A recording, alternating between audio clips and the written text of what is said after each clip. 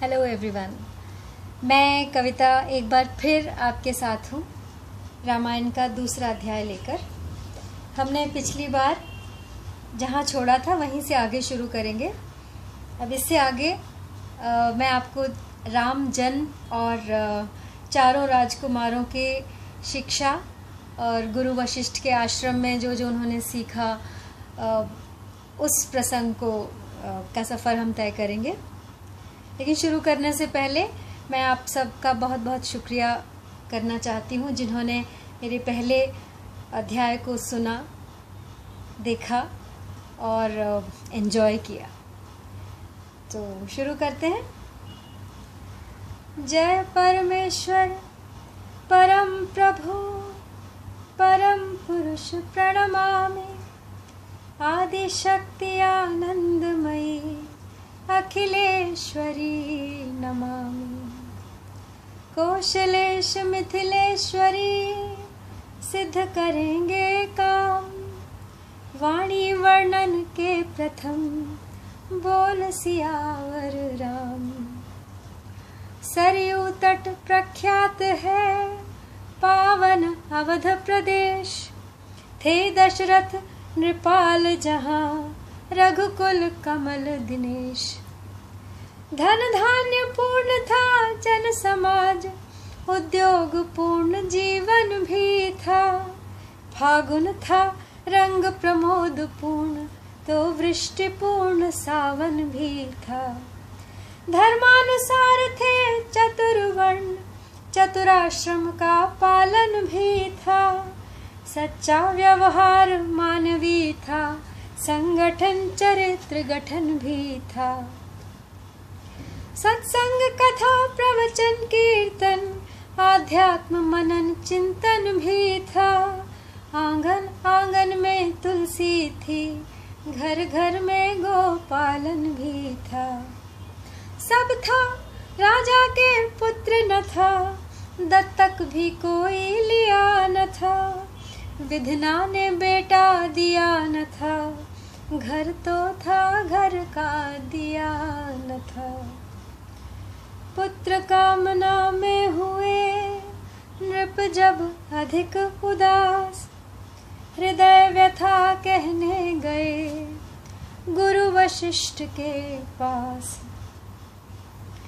पहले तो नतमस्तक होकर फल चार चढ़ाए चरणों में, फिर अर्घ्य रूप में अश्रुचार चुपचाप गिराए चरणों में। बोले कर चुका विवाह 3, फिर भी फल उसका मिला नहीं। है चौथापन आने वाला, हथकमल अभी तक खिला नहीं।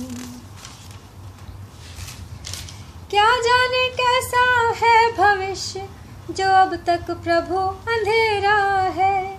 मैं निर्बल होता जाता हूँ, उस प्रबल दुख ने घेरा है। ऐसा तरवर क्या तरवर है, फल ही जिसमें उत्पन्न न हो। वह जलधर भी क्या जलधर है, जल ही से जो संपन्न न हो। गुरुदेव उपाय वही अब हो, यह चित्त प्रफुल्लित हो जाए।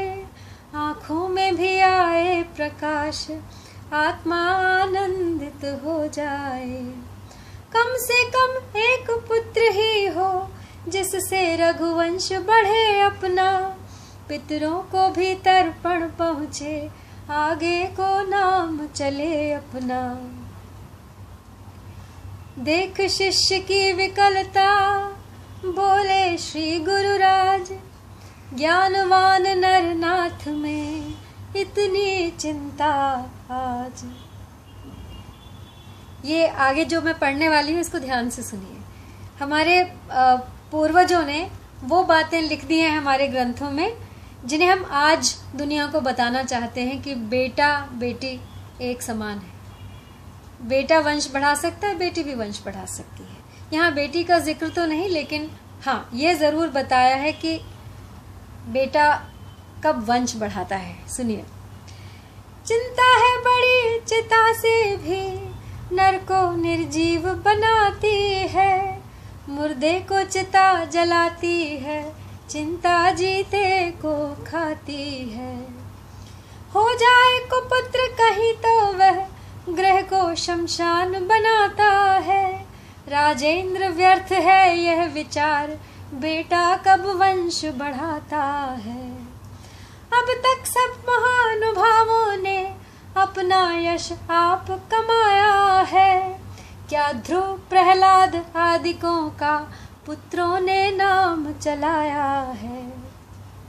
भूपति ने इस तर्क का किया नहीं प्रतिवाद, गुरु के सम्मुख शिष्य का समुचित नहीं विवाद। जैसी आज्ञा हो यही कहा, पकड़े ही रहे चरण गुरु के, मानो अपना सारा भविष्य कर दिया आज अर्पण गुरु के। गुरुवर ने तब यह शब्द कहे, अच्छा ये दुख दमन कर दो, इस घबराहट इस चिंता का यत्नों से परिवर्तन कर दो। इच्छा है अगर पुत्र ही की, पुत्रेष्ट यज्ञ संविधान करो, पाओगे 4 पुत्र राजन, भगवान विष्णु का ध्यान करो। पुत्रेष्ट यज्ञ के विशेषज्ञ श्रृंगी ऋषि को बुलवाना है, वे मान्य तुम्हारे होते हैं, उनको आचार्य बनाना है। गुरुवर का आदेश सुन मुदित उठे महिपाल, आज्ञा यज्ञ प्रबंध की आकर दी तत्काल। श्रृंगी ऋषि आए यथा समय, सानंद वर्ण स्वीकार किया, मानो अथर्व ने हो सदेह आरंभ यज्ञ उपचार किया। पूर्णाहुति का जब दिन आया, ऋषिगण ने आशीर्वाद दिया, हो अग्निदेव ने स्वयं प्रकट निज कर से खीर प्रसाद दिया। बोले मेरे द्वारा पायस चतुरानन ने भिजवाया है, यज्ञेश्वर विष्णु चतुर्भुज का प्रस्थान रूप यह आया है। अवलोक अलौकिक चमत्कार दशरथ को परमानंद हुआ, गुरु भक्ति दुचंद बढ़ी मन में, प्राणों में सुख चौचंद हुआ। पूर्ण हो गया यज्ञ जब इस प्रकार साल्हाद, राजा महलों को चले लेकर हव्य प्रसाद। पटरानी कौशल्या जी को जाते ही आधा भाग दिया, उसका आधा कैकेयी को फिर वहीं सहित अनुराग दिया। शेषांश हुआ आधा आधा, जिसको कि ले लिया दोनों ने, तीसरी सुमित्रा रानी को सानंद दे दिया दोनों ने। हवि के बटते ही महलों में लोकोत्तर एक प्रकाश हुआ, मानो जग को सूचना मिली, संकट रजनी का नाश हुआ। प्रकटा वह तेज रानियों में, जो नेत्र ज्योति का दाता है, खिल उठा अचानक सूर्यवंश, अब सूर्यवंश में आता है।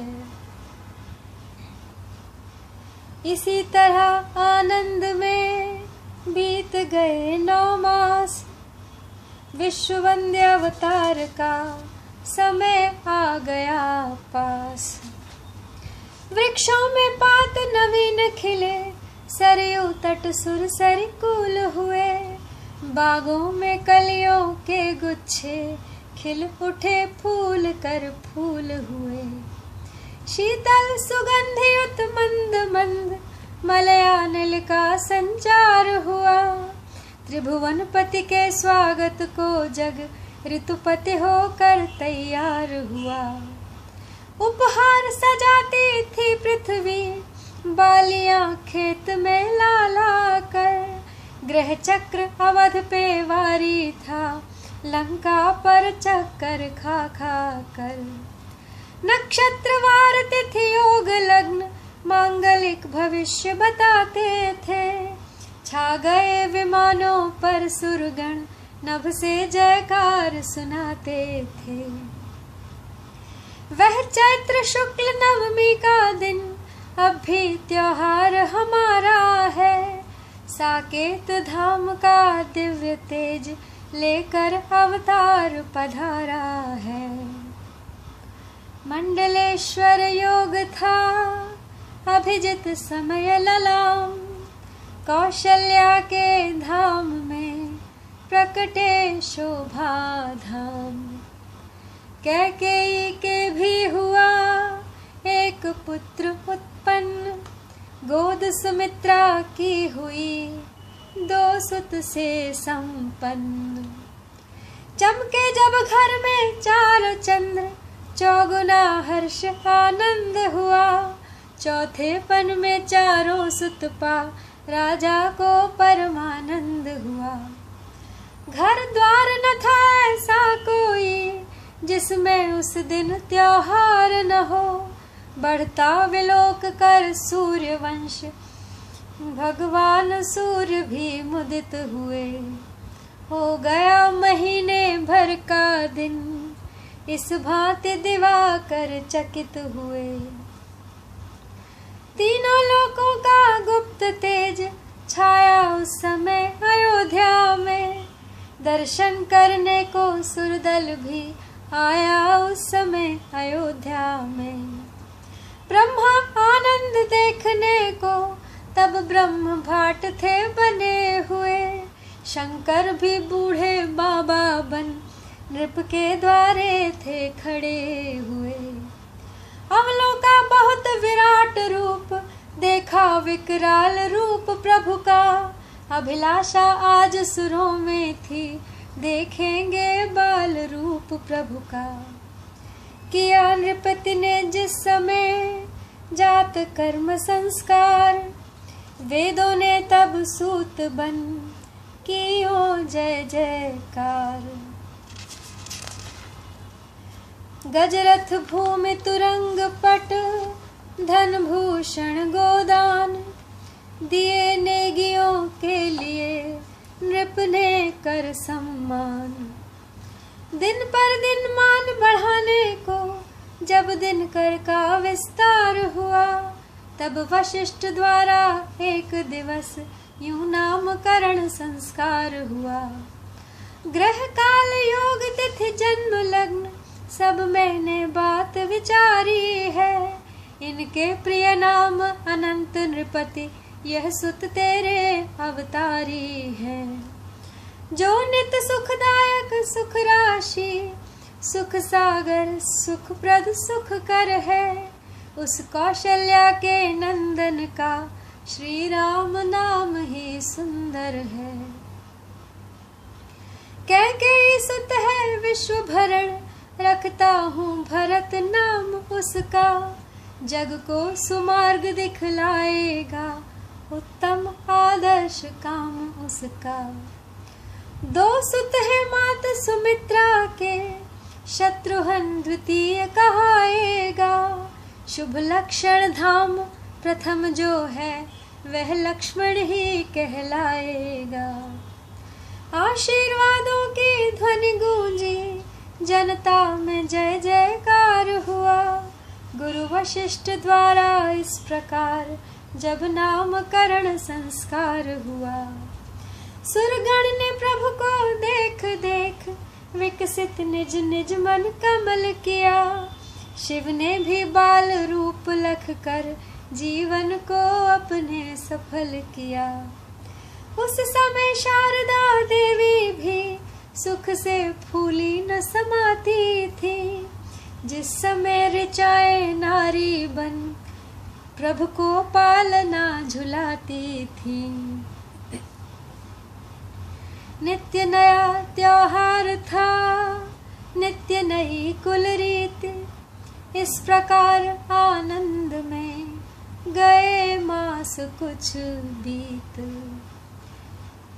लड़का इसे ही लक्ष्मण का रघुवर से प्रेम अपार हुआ। उस ओर भरत जी से अथाह शत्रुघ्न लाल का प्यार हुआ।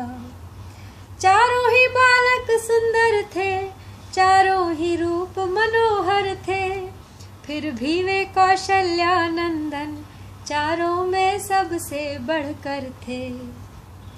गोदी में कभी पालने में माताएं लाड़ लड़ाती थी, पुचकार दुलार सिंगार करें काजर की कोर लगाती थी। जब चलते हैं घुटुओं के बल माता बलिहारी जाती है, लाला संध्या को सोते हैं तो नजर उतारी जाती है।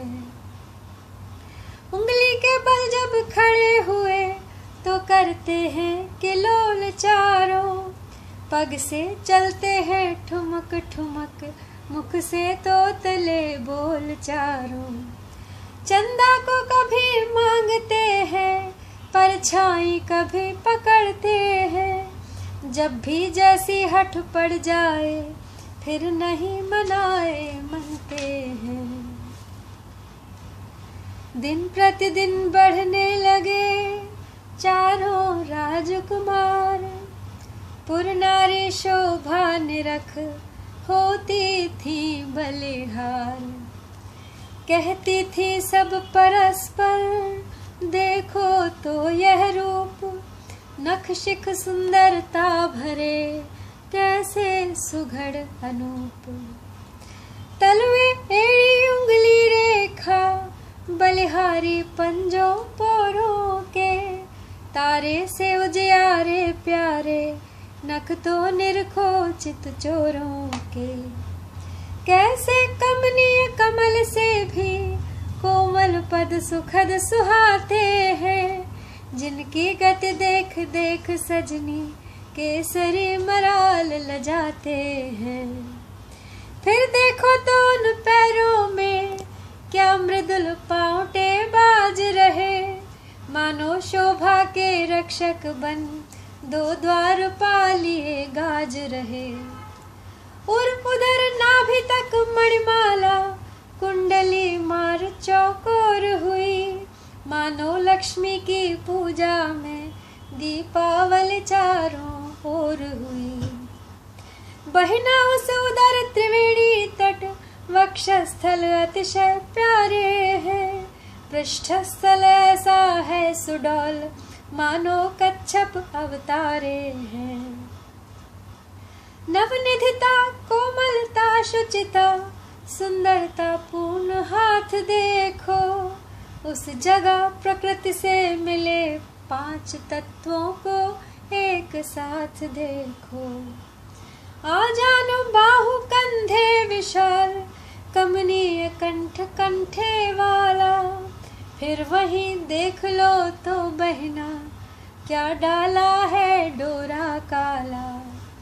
जन सुखद मनोहर चार चिबुक, अरुणारे अधर सुहाए हैं, जिनकी लाली को देख देख लाखों ही लाल लजाए हैं। करने को दशों दिशा वश में लाख दर्शन यह दर्श दिखाते हैं, दाडिम हीरागण तारागण जिनकी छवि देख लजाते हैं। रसना रमणीय रचे राजे, रस भरी रसीले रसिकों की, वाणी से वर्णन हो न सके मधुराई वह है वचनों की। अनमोल गोल सुंदर कपोल, नीकी नासिका बालकों की, छवि किस से वर्णी जाए सखी कुंडल वाले उन श्रवणों की। लाजे मृग खंजन मीन कमल, मधुमर्दन हार मदन के हैं, लज्जा लाली लावण्य लिए लोने लोचन लालन के हैं। बड़भागी भाल विशाल सखी, भूपति के चिन्ह बताता है, चंदन जगवंदन नंदन का मर्यादा धर्म दिखाता है। काले मत वाले घुंघराले क्या सुंदर केश सुहाते हैं, जिनसे रजनी घन काक पक्ष भोरे भुजंग शर्माते हैं। हाथों में धनुष बाण सोहे रघुवंशी दशरथ नंदन के, सरयू के तीर नित्य दर्शन हो जाते हैं जगवंदन के। बड़भागिनी वे माताएं हैं यह लाल जिन्होंने जाए हैं, अपने भी जन्म धन्य ही हैं जो दर्शन इनके पाए हैं। श्री अवधपुरी के धन्य भाग जो जन्मे यहाँ कुंवर चारों, राजा की चारों दिश जय है पाकर यह सुत सुंदर चारों। इसी भांति सब भक्त भी होते थे बलिहार, मानो रंकों के लिए मिला रत्न भंडार। सबको सुख देकर सब प्रकार जब और बड़े सुकुमार हुए, तब गुरु वशिष्ठ द्वारा उनके यज्ञोपवीत संस्कार हुए। अब नियम पूर्वक अग्निहोत्र फिर संध्योपासन होता था, विद्यालय घर वशिष्ठ का था जिसमें विद्यार्जन होता था।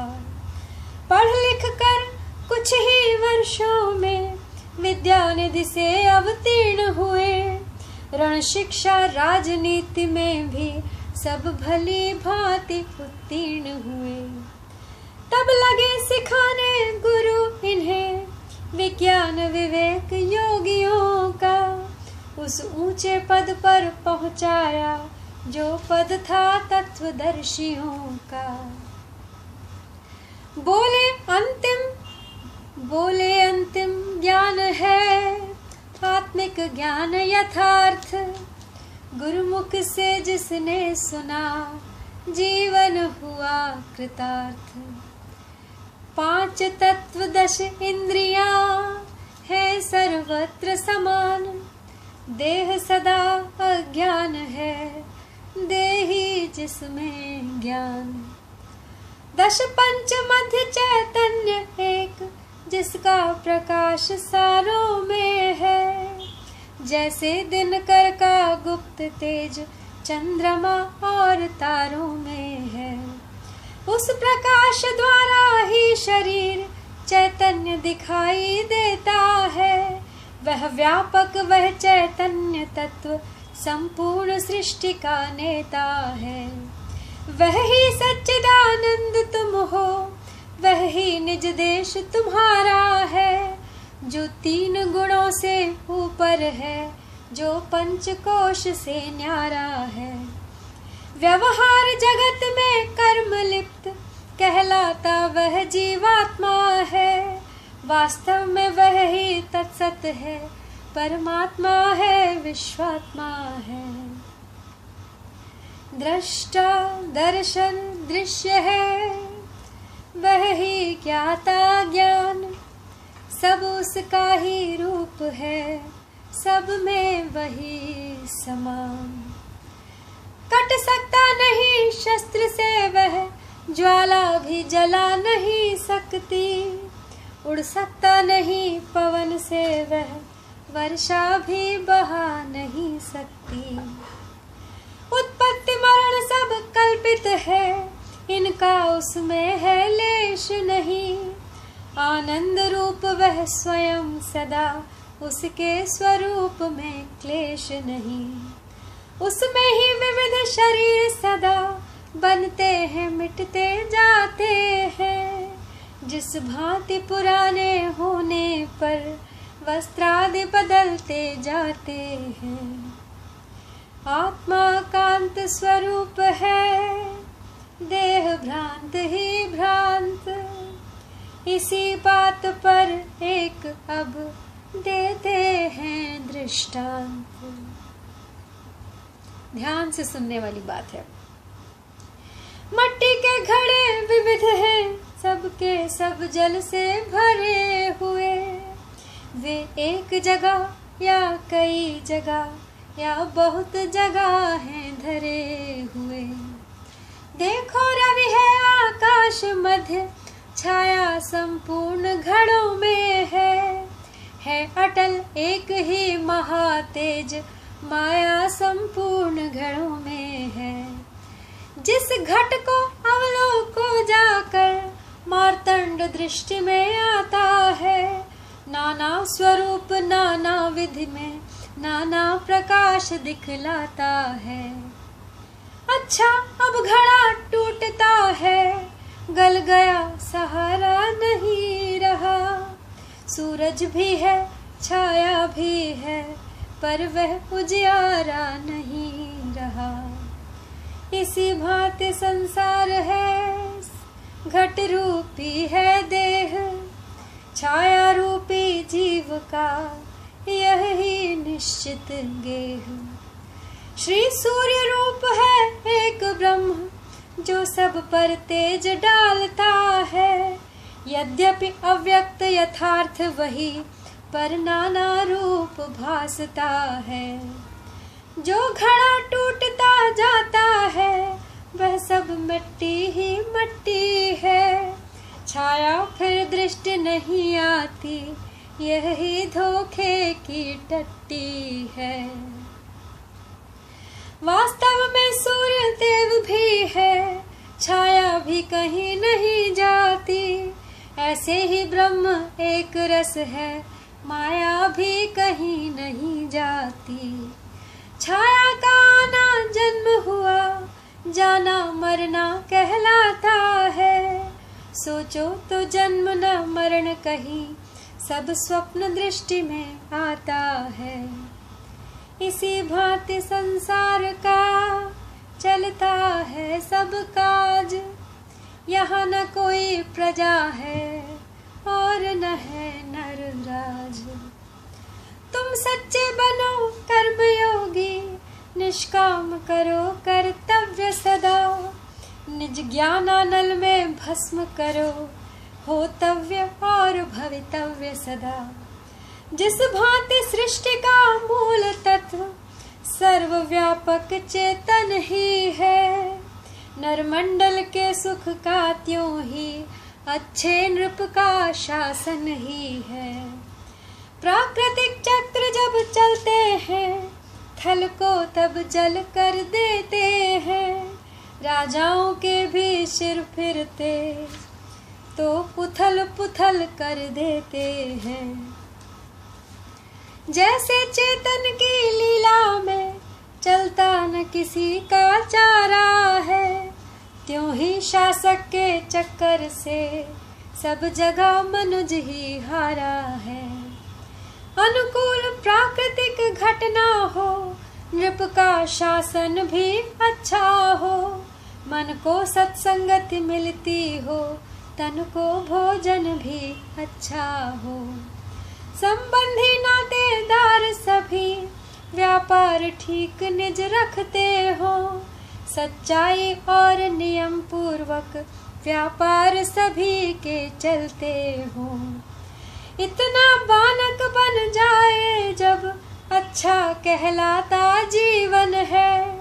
अन्यथा अशांत जगत में तो व्याकुल ही रहता तन मन है। तुम राजा के कुंवर हो, रखना कुल की लाज। जब वह अवसर आए तो करना अच्छा राज।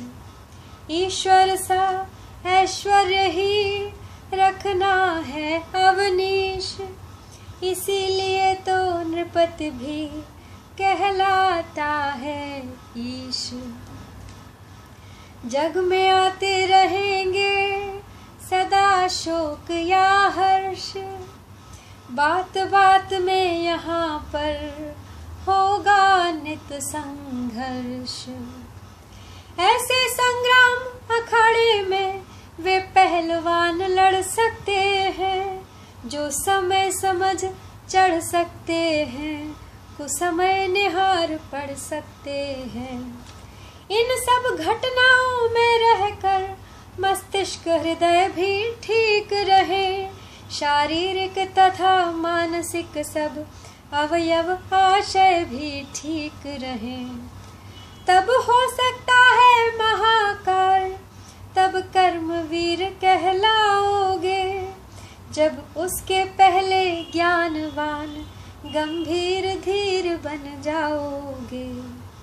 ऐसा बनने का मार्ग यही निष्काम हृदय करना होगा, परहित कर्तव्य लक्ष्य रख कर निज स्वार्थ स्वल्प करना होगा।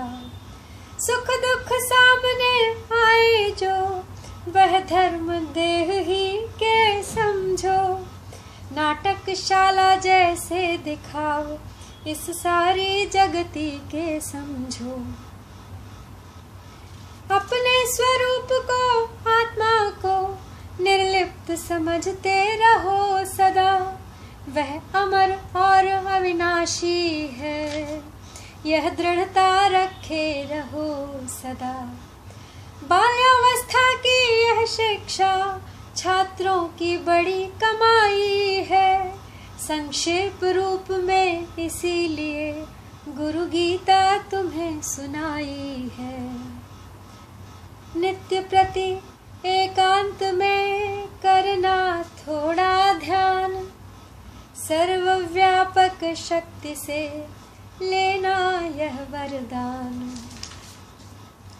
इस प्रकार जब हो चुका शिक्षण और सुधार, राजकाज करने लगे चारों राजकुमार।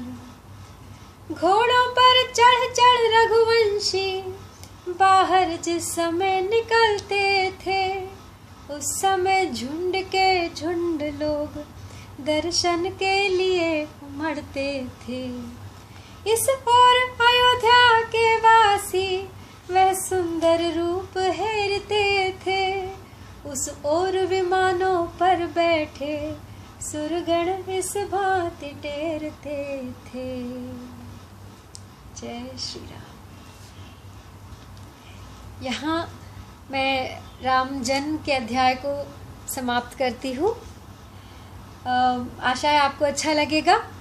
और ये अध्याय खासकर अगर हो सके तो बच्चों को सुनाइए, बच्चों को बताइए, क्योंकि इसमें जो शिक्षा राजकुमारों को गुरु वशिष्ठ ने दी है उसका कुछ हिस्सा, कुछ अंश अगर हमारे बढ़ते बच्चों को भी मिले और अगर वो समझ पाएँ, आप उन्हें समझाएं तो बहुत अच्छा होगा। उनके ज्ञान चक्षु अभी से खुलने लगेंगे। ओके, तो अगली बार जब हम मिलेंगे तीसरे अध्याय में तो मैं आपको पुष्प वाटिका ले चलूँगी। So till then, bye bye.